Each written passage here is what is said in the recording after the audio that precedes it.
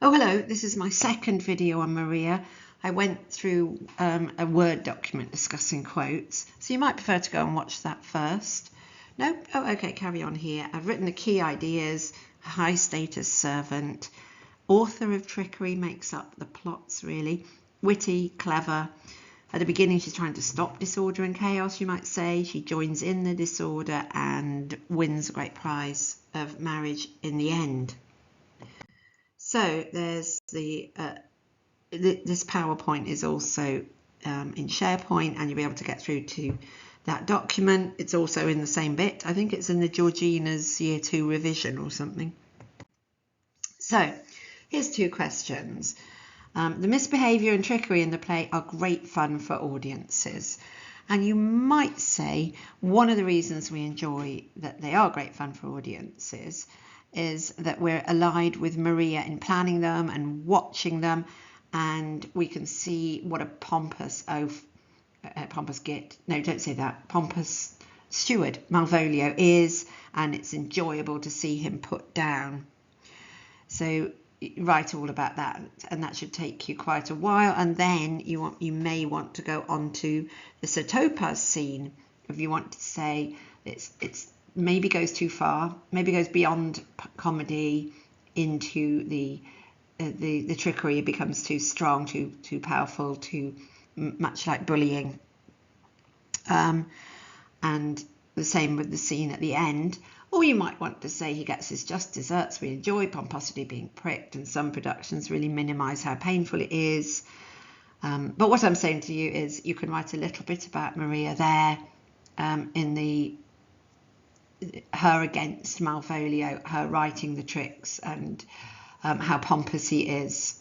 It's mainly a Malvolio essay, though, do be warned.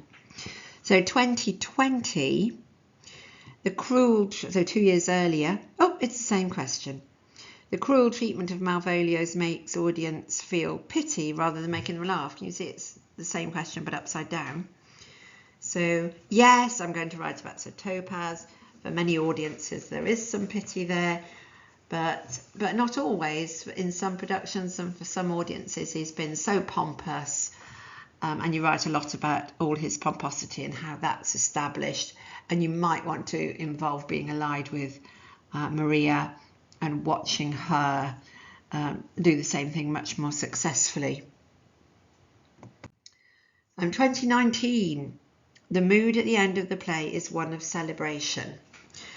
I'm definitely going to write about Olivia, the Four Lovers, and I might say there is a mood of celebration, but in some productions, Olivia getting a nobleman when she wanted a messenger, and Orsino getting a woman when he seemed to be pretty attracted to a boy. I might write that there are question marks in it in some productions, and Maria, her victory over Malvolio, her victory in climbing the class hierarchy in a way he couldn't.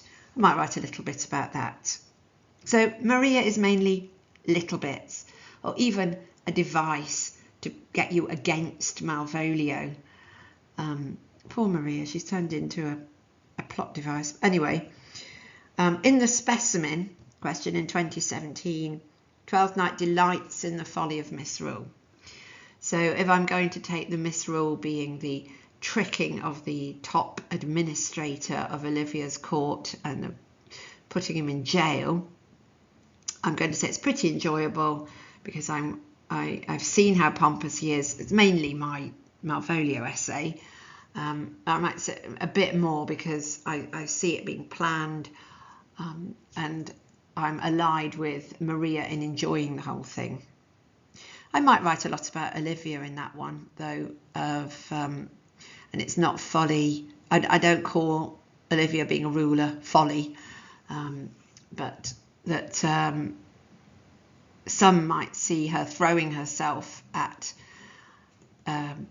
Cesario as very much misrule and inappropriate, but I see it as totally logical attempt to avoid domination by Orsino. So I'm not quite agreeing that is misrule, despite it looking like misrule. might make all those points. It's much safer as a Malvolio essay.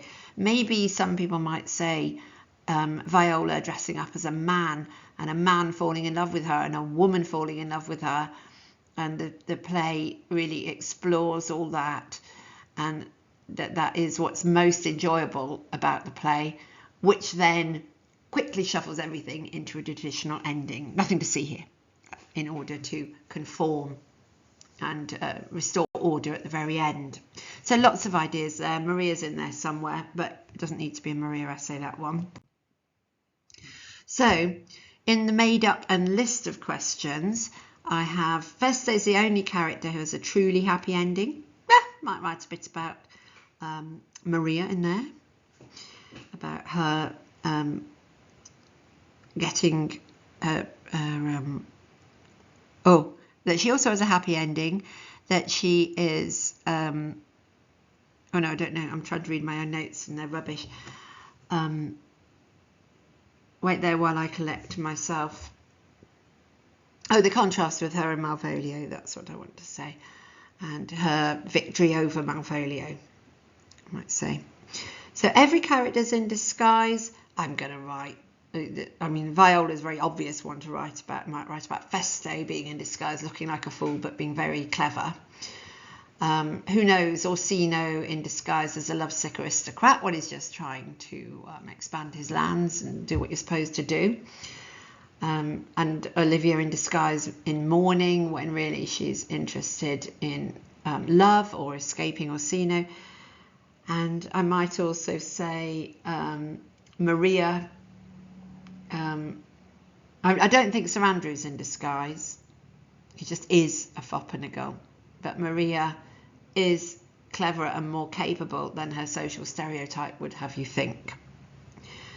So poor Malvolio's treatment is a little hard, has it? Well, I've gone through that one twice, so surely it won't come up again, but who knows? So I'm going to say the same things, aren't I? That he's pompous, and that's clearly shown to us, and we've got Maria's judgment on him, and we're with Maria in planning her tricks against him, and I've got all my quotes lined up, and then I'm on to Sir Topaz. And I've got lots to say on that, so that's going to be about a third of the essay on Sir Topaz and the ending, at least, maybe half the essay. So number 17, the play celebrates female desire and resourcefulness, and it's screaming Viola at me. I want to write about Viola. Really celebrating Olivia's, does it celebrate Olivia? She should want Orsino. There's nothing wrong with it. She says herself, she just doesn't fancy him. So that's sort of celebrating her desires, and she doesn't end up having to marry him and marries a man who looks exactly like a woman. So I might write a bit about her, and I might write a little bit about the resourcefulness of Maria and how clever she is and how she's able to get right in and trick Malvolio. You'd never be asked anything as difficult as number 18. The good ended happily and the bad unhappily. I'm not sure who the good are in this play, and apart from Malvolio, you could say the bad ends unhappily in here. No, that one is just too hard. I mean, I'm stretching it to Maria being on the side of comedy and fun, along with Sir Toby and Feste, and they have the happy ending, with Malvolio having an unhappy ending, who was trying to shut down theatre and fun. And the last three. It's challenged to gender norms, especially with Maria able to outwit everybody, undermined by its traditional ending, she's married off. But then she's married and got a lot richer. So I think I would write it a lot about Olivia and Viola and how they're married into traditional roles. But I might throw in a paragraph about how it seems not true of Maria. That's the same as the answer to number 22. And number 23, incredibly difficult. They never ask you anything that hard. It's just a great point to be able to make yourself. The comedy of Twelfth Night allows it to be a subversive play. Well, it's got a happy ending. It's got everyone nailed down into heterosexual marriages. But before that happy ending, There are men falling in love with men and women falling in love with women, and servants tricking other servants and telling knights what to do. And that is pretty subversive. Okay, well done everybody for getting this far. Contact me with any questions.